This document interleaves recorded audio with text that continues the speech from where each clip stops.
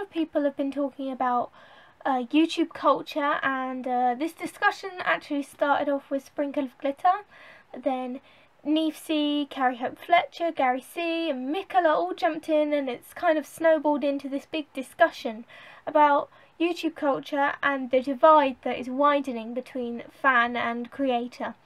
And the Hopeful channel are talking about it, so I'm talking about it. I'm not going to analyse the nature of this YouTube culture because that's already been done to an ability far greater than I'm capable of. I'm not going to talk about why the culture is the way it is because that's also been done to a far greater ability than I am capable of. What I do feel qualified to talk about is what it's like stood on the other side of the barrier, what it's like to be the fan rather than the star or creator in the situation. It's also interesting that I'm talking as part of a collab channel that is specifically dedicated and united by the idea that we are a fan of another YouTuber. As a fan, or at least as a person who hasn't got a VIP booth at Sitsy, I have experiences that sort of demonstrate how, while there are screaming fans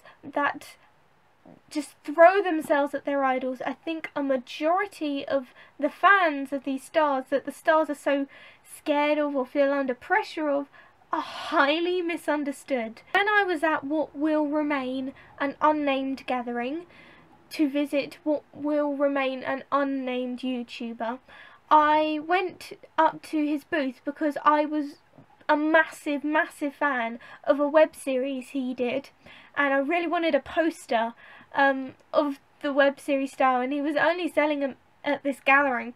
So I went to the gathering, I went to the booth and where he was behind the counter, and I went up to him and I said hi, and he said hi, and I asked for a poster, but in the exchange something very odd happened, in that he signed the poster.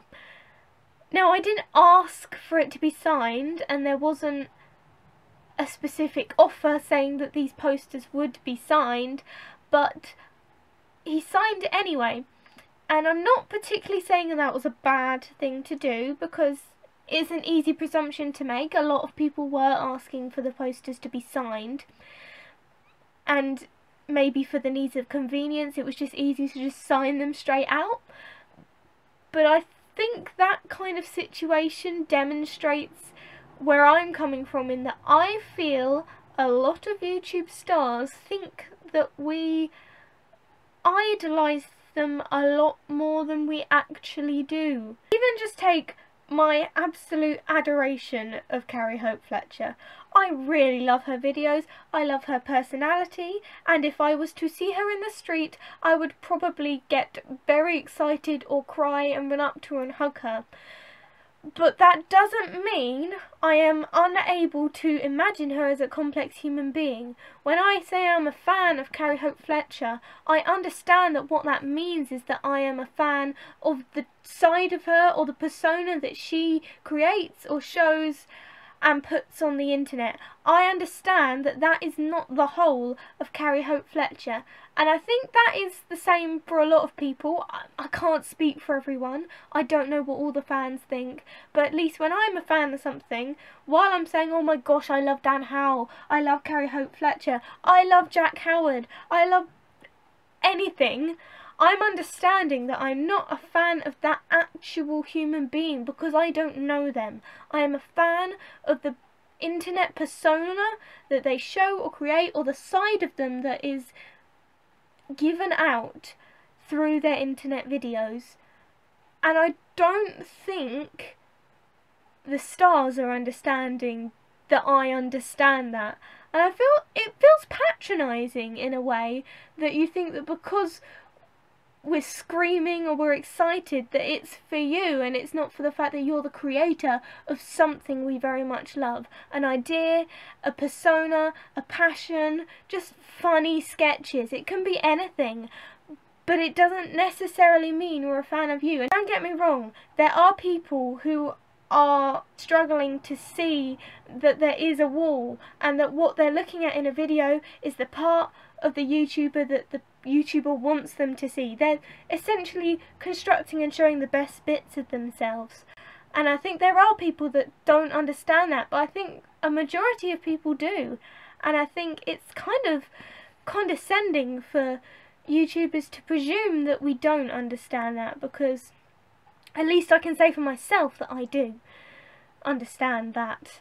I think this whole culture of fans not understanding where their creators are coming from and creators not understanding where the fans are coming from, I think that whole culture is born through the fact that this is one way. You, on that side of the camera, need to understand that I am constructing everything you see and hear. I have chosen this angle. I have chosen to wear these clothes to look like this today. I've chosen the lighting, and I've chosen exactly what I'm going to say and what I'm going to edit out of what I said.